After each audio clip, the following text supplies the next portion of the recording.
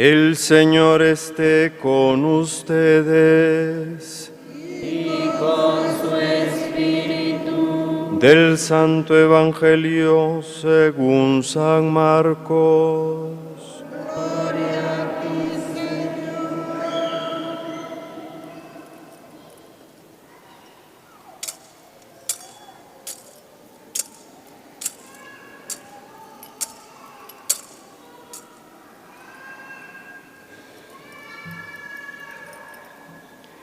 En aquel tiempo llamó Jesús a los 12, los envió de 2 en 2 y les dio poder sobre los espíritus inmundos. Les mandó que no llevaran nada para el camino, ni pan, ni mochila, ni dinero en el cinto, sino únicamente un bastón, sandalias y una sola túnica. Y les dijo: cuando entren en una casa, quédense en ella hasta que se vayan de ese lugar. Si en alguna parte no los reciben ni los escuchan, al abandonar ese lugar, sacúdanse el polvo de los pies como una advertencia para ellos. Los discípulos se fueron a predicar la conversión.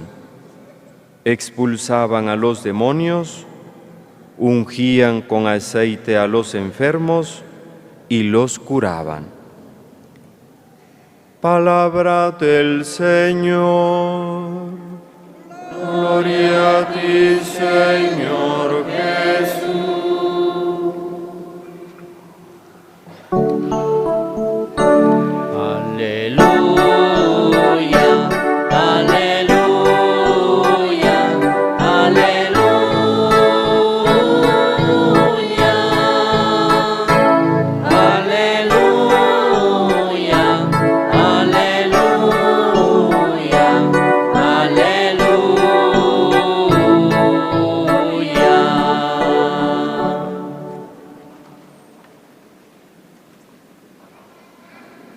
Muy queridos hermanos y hermanas, presentes esta mañana en Catedral y quienes siguen esta Eucaristía a través de las redes sociales, especialmente por el canal 92 y la radio diocesana, La Voz de la Buena Nueva, un saludo cordial para todos, especialmente los ancianos, los enfermos, los privados de libertad, quienes viven alejados de los templos parroquiales y que no pueden participar presencialmente de esta Eucaristía en el día del Señor, el día glorioso de su resurrección, que llena sentido y esperanza nuestra vida de cristianos católicos, porque creemos en un Dios de vivos y no en un Dios de muertos. Y la resurrección de Jesús, lo que Él nos ha prometido, también eso debe fortalecernos, confortarnos y vivir haciendo lo que a Dios le agrada, para que cuando concluyamos nuestra peregrinación por este mundo, tengamos pues las posibilidades de compartir la gloria del Señor glorioso y resucitado. En esta Eucaristía dominical en toda Guatemala estamos concluyendo el Congreso Eucarístico Nacional y también diocesano con motivo de los 500 años de haberse celebrado la primera misa en Salcajá, Quetzaltenango. Y por ese motivo, pues nos llena de profunda alegría el saber que por medio milenio el Señor se ha quedado con nosotros para ser nuestro alimento espiritual, para ser nuestro consuelo y esperanza en medio de las dificultades de la vida y para llenar nuestra vida cristiana de sentido.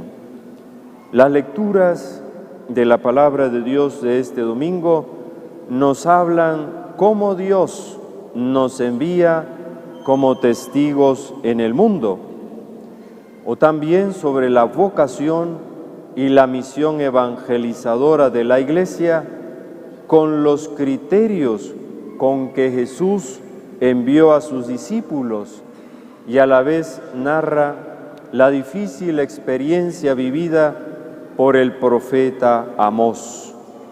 Su vocación pone en evidencia que es siempre Dios quien toma la iniciativa. Dios llama, elige, ilumina, autoriza, envía al profeta y éste debe obedecer lo que el Señor le mande.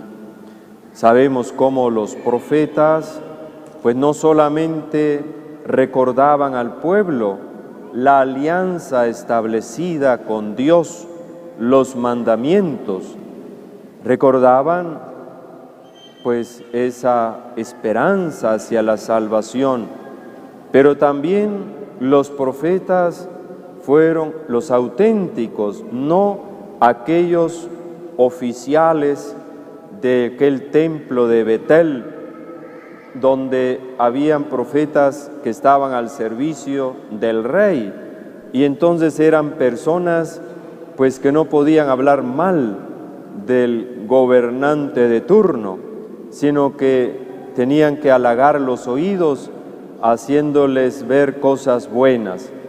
Pero el verdadero profeta es independiente, debe ser libre totalmente para anunciar lo bueno, lo bello, lo que se hace en fidelidad con la voluntad de Dios. Pero el verdadero profeta es aquel también que denuncia las injusticias, el pecado social, y eso es lo que hace Amós.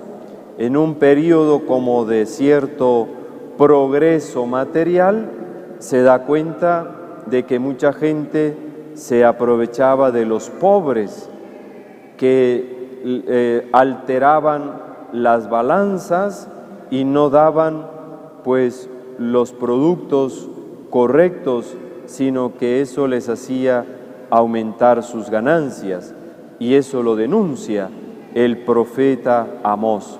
Y por eso le piden que vaya a profetizar a otro lugar. Pero él tiene la conciencia de que no ha sido iniciativa suya, sino de que ha sido el Señor que lo ha llamado, lo ha elegido, lo ha enviado para que sea su portavoz en el mundo.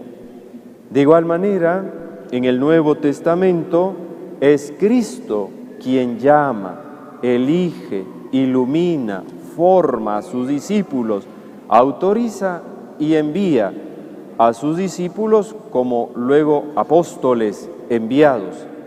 Estos, pues, de igual manera, deben obedecer y corresponder a su vocación. De esa manera, pues nosotros tomamos hoy conciencia de que la evangelización no es una iniciativa personal, sino la respuesta libre a la invitación que nos hace el Señor.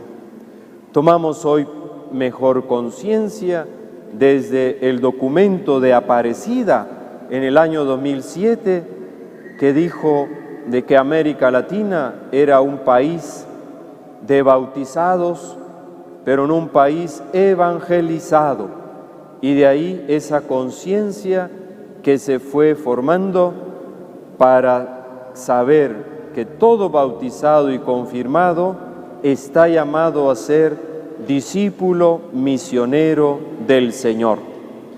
Y por eso es que también hemos de recuperar que desde el día de nuestro bautismo nosotros fuimos ungidos con el santo crisma para ser como Cristo, profetas, sacerdotes y reyes.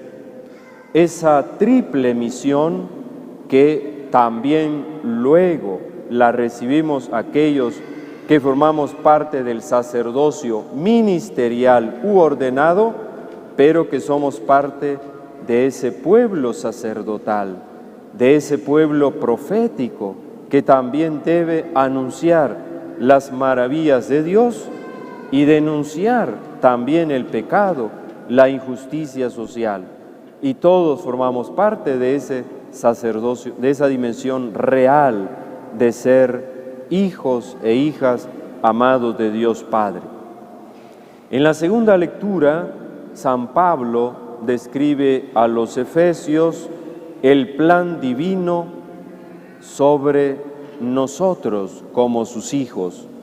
Dios nos ha destinado desde toda la eternidad a convertirnos en hijos suyos por Jesucristo para alabanza de su gloria. Y de ahí también nos recuerda esa vocación cristiana, que es don, regalo de la iniciativa amorosa de Dios a quienes Él mismo ha elegido por su propia naturaleza. Y de ahí la vocación que nos recuerda también San Pablo a la santidad y vocación al apostolado responsable. El auténtico cristiano es siempre un testigo viviente de Cristo. El falso cristiano vive ajeno a la salvación de los demás. Y ahora Dios se sigue sirviendo de nosotros, desde el Papa hasta el último cristiano, pudiéramos decir, cada uno desde una misión. Somos misioneros y testigos de la palabra de Dios en el mundo en el que nos toca vivir. De ahí la responsabilidad tan hermosa que tienen los padres de familia de ser los primeros educadores de la fe de sus hijos, la responsabilidad, la misión que se confía a los catequistas, a los maestros, a los médicos, al personal sanitario, a estudiantes, obreros, trabajadores, todos por el bautismo y la confirmación recibimos el noble encargo de ser discípulos misioneros, de dar testimonio de Jesús en el mundo de hoy.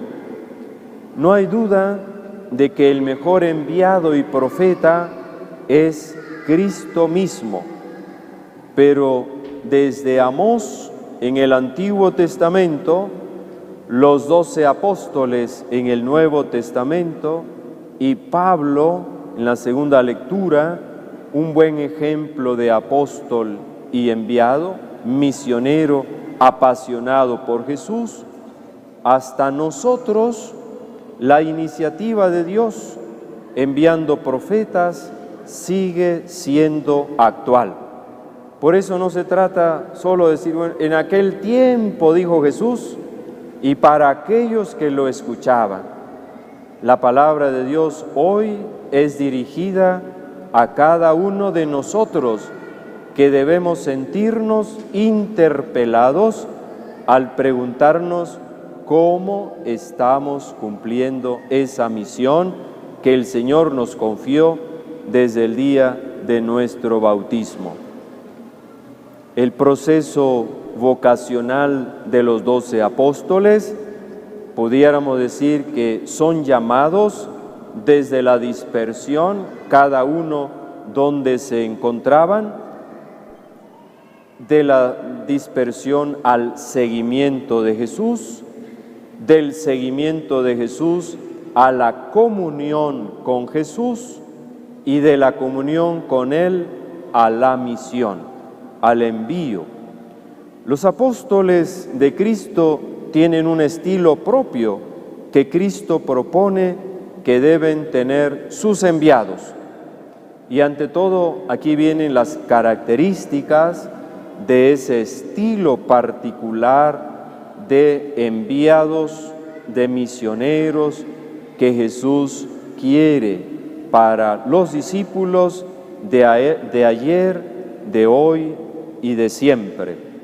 En primer lugar, pone como criterio la pobreza evangélica, una vez pues que los ha llamado.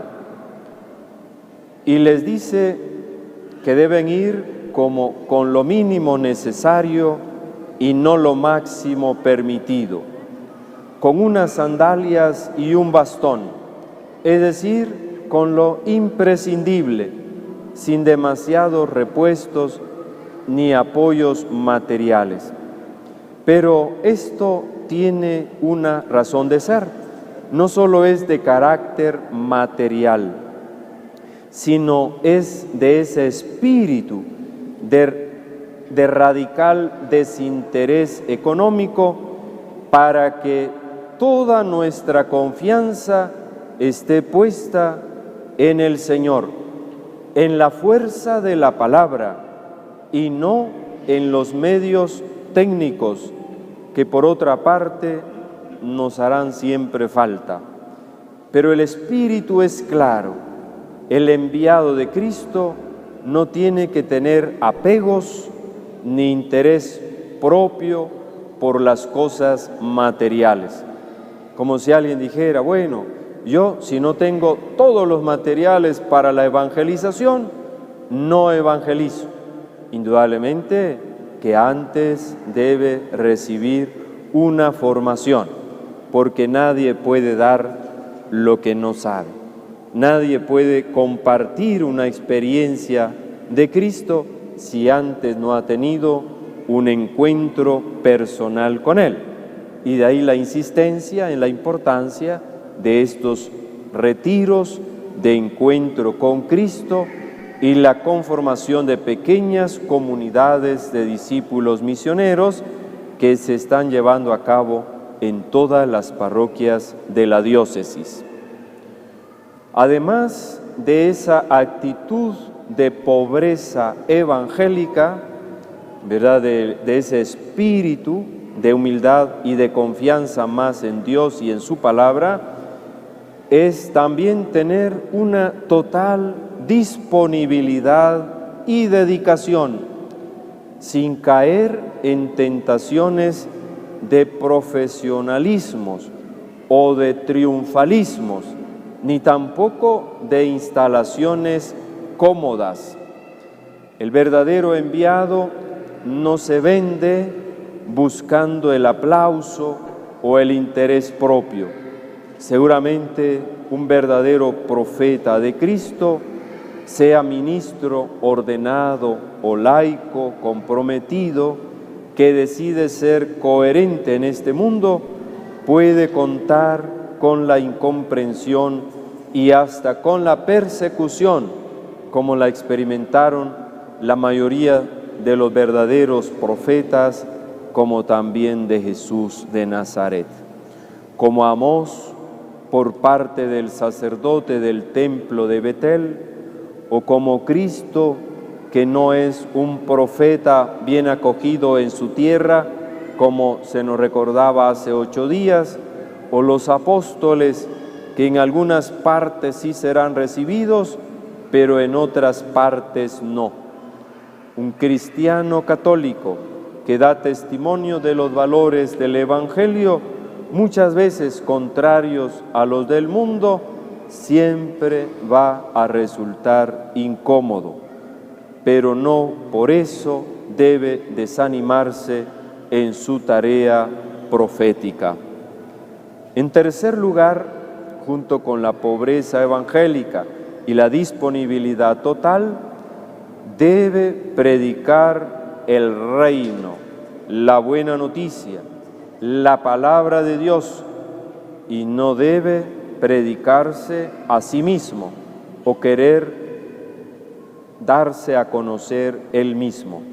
La iniciativa es de Dios, no del mismo apóstol o enviado, y el contenido de su anuncio también, no puede inventar cosas particulares. A veces, como algunos cuentan algunas revelaciones, supuestas revelaciones, el mensaje debe estar centrado en la palabra de Dios, en la buena nueva del reino de Dios. Como Amós, que predica lo que Dios le encarga. Los apóstoles anuncian el reino, las palabras y el mensaje que han visto y oído en Jesús. Y en cuarto lugar, además de la predicación apostólica, la disponibilidad total, la centralidad del mensaje en el reino de Dios, viene también lo que deben o debemos hacer con palabras y obras, además de las palabras que pueden ser más o menos creíbles. El buen catequista, misionero, predicador, debe dar testimonio con su vida y sus obras.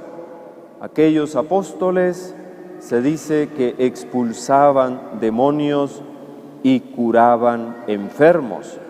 Es interesante cómo Jesús comunica, no solo autoriza a sus apóstoles para que vayan a predicar la buena nueva como un mensaje de esperanza y de salvación, sino que también van a acompañar la predicación, la palabra, con gestos, como eran los milagros que hacían, pero eran autorizados por Jesús.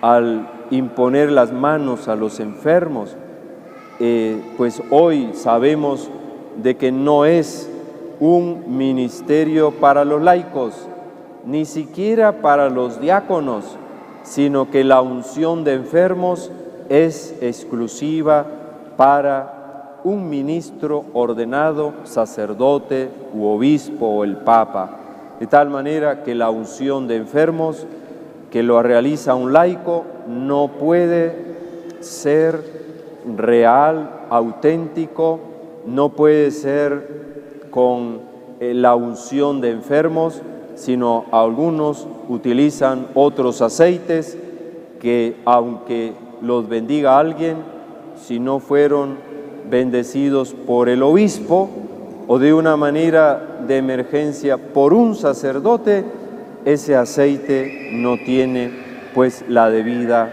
bendición y no lo pueden administrar los laicos, sino solamente un sacerdote, el obispo o el papa. Y de aquí algunas líneas de aplicación para nuestra vida.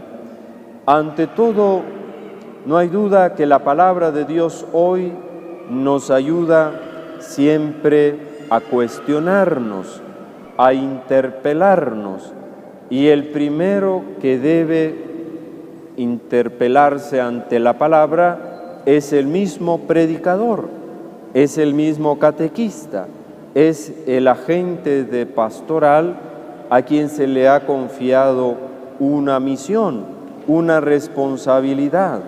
Es una ocasión, pues, para preguntarnos si somos o no verdaderos apóstoles de Cristo según el estilo que Jesús quiere.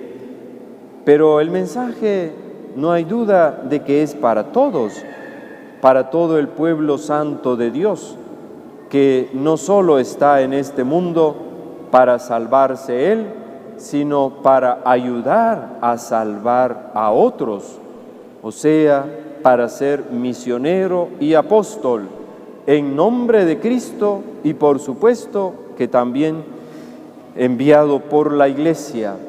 Todos tenemos la misma misión, aunque con distintas modalidades, en la familia, en el trabajo, en los medios de comunicación, en la educación, en la salud pública o privada, o en las iniciativas parroquiales. Todos podemos hacer bastante para hacer presentes los principios del Evangelio, para ayudar a discernir cuáles son los valores según Dios. Por el mensaje del Evangelio podemos hacer énfasis sobre el testimonio y cooperación que un cristiano puede dar en el mundo de la sanidad o de la salud. Como los apóstoles curaban enfermos, ungiéndolos con aceite, muchos tienen ocasión en su propia familia o en instituciones sanitarias de atender a los enfermos. Si uno, aunque no lo toque, es capaz de atender una noche a un enfermo grave o de emplear voluntariamente unas horas ayudando a minusválidos, seguramente estará dando un testimonio de Cristo más creíble que si escribiera libros. También es oportuno recordar la importancia de la unción de los enfermos, el sacramento que la Iglesia ofrece para alivio de los cristianos que están con serios quebrantos de salud, o las obras de caridad con las personas que carecen de lo indispensable para una vida digna de hijos e hijas de Dios. Hemos de superar algunos condicionamientos del pasado. El sacramento de la unción de enfermos antes se llamaba extrema unción y se administraba al enfermo cuando estaba ya agonizando. Pero hoy día, revisando este sacramento, la Iglesia ya no le llama extrema unción, sino unción de los enfermos. Y lo ideal es que ese enfermo reciba el sacramento de la unción cuando está consciente, para que le fortalezca, le consuele, experimente la presencia amorosa del Señor, y no cuando ya está agonizando, que no se da cuenta. Algunos también tienen la falsa idea de que cuando alguien le dice, mire, si su familiar corre peligro, ¿por qué no invitar al sacerdote para la unción de enfermos? Algunos dicen, no, porque entonces se va a morir más pronto. Pero no siempre es así. Más bien, a veces sucede lo contrario. Muchos enfermos en su gravedad, al recibir la unción de enfermos, se recuperan. El Señor les concede más tiempo, pero eso solo Dios lo sabe, no nosotros. Y lo importante es más bien estar en gracia de Dios, prepararnos para ese momento de encuentro con el Señor y no dejar a última hora a veces una confesión o una unción de enfermos, cuando a veces el sacerdote no puede en el momento preciso que se le requiera. Por eso no hay que dejar las cosas a última hora. No hay que esperar que esté agonizando un enfermo para pedir el sacramento de la unción. De ahí también el Evangelio hoy resalta la importancia de sentirnos enviados en misión. Ya no, el misionero no es solo aquel que ha venido de otro país. El misionero no es solo el sacerdote, el religioso, la religiosa. Misioneros, discípulos y misioneros, recordemos, somos todos desde el bautismo. De ahí que se va a predicar porque ha sido Jesús el que ha enviado. No se va a dar una opinión propia o un parecer personal. El evangelista es coherente consigo mismo. El envío implica el anuncio de una buena noticia, la cual posee un contenido doctrinal, pero consiste también en una práctica pastoral. Hablar de espíritus impuros o de alienaciones puede ser casi la misma cosa. Se trata de todo lo que amenaza al ser humano desde fuera y no le permite realizarse como ser humano. También hoy la palabra de Dios resalta que los discípulos son enviados de dos en dos. Y de esa manera sabemos que en la antigüedad el testimonio de una persona no era creíble.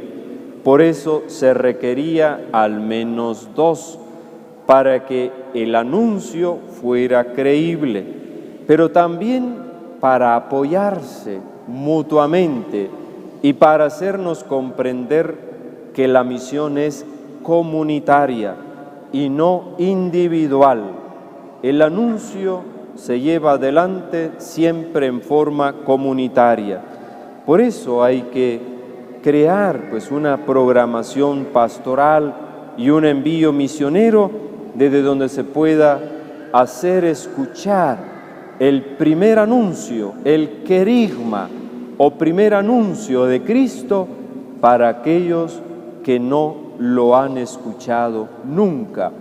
Pero el Papa Francisco dice en el anuncio o en la alegría del Evangelio, Evangelii Gaudium, del año 2013, que siempre hay que volver sobre ese primer anuncio, aunque lo hayan escuchado, pero siempre puede ser algo nuevo de acuerdo a la edad, la experiencia de la vida, el crecimiento humano y espiritual que tengamos para profundizarlo.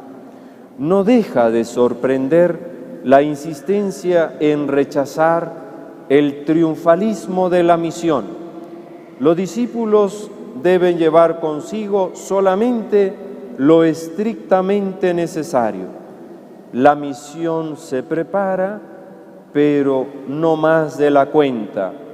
Como decía la Madre Teresa de Calcuta, ahora Santa Teresa de Calcuta, Dios no nos llama a tener éxito, Él nos llama a ser fieles a la misión que nos ha confiado, desde el hogar, desde la familia, desde la escuela, el colegio, desde la catequesis, las distintas pastorales y las distintas dimensiones de la vida. En la evangelización no olvidemos que el único protagonista es el amor infinito de Dios que nos hace partícipes de su vida a través de la Pascua de Cristo, de su gloriosa resurrección. Y por eso el acento en las cosas materiales, no lleven esto, no lleven lo otro, no se pone tanto en la pobreza de los misioneros cuanto sobre la pobreza de la misión, para que confiemos más en el poder de Dios y no en nosotros mismos, ni en los medios materiales o técnicos requeridos también para la evangelización. La obra evangelizadora no puede buscar su seguridad y creer que es suficiente porque cuenta con abundantes recursos materiales. No olvidemos que es obra de Dios y Dios siempre se manifiesta en lo humilde, en lo sencillo, en la pobreza evangélica, no en el poder económico, político, tecnológico. Esos son los criterios del mundo, de tal manera que hoy el mensaje de la palabra de Dios nos invita a preguntarnos cómo estamos ejerciendo la misión que se nos ha confiado desde nuestro bautismo. ¿Cómo estamos dando a conocer a Jesús a los demás? Para que sea Él, no nosotros, cada vez más conocido, mejor amado, más seguido, testimoniado y anunciado, no solo con nuestras palabras, sino también con el ejemplo y el testimonio de nuestra vida. Que así sea.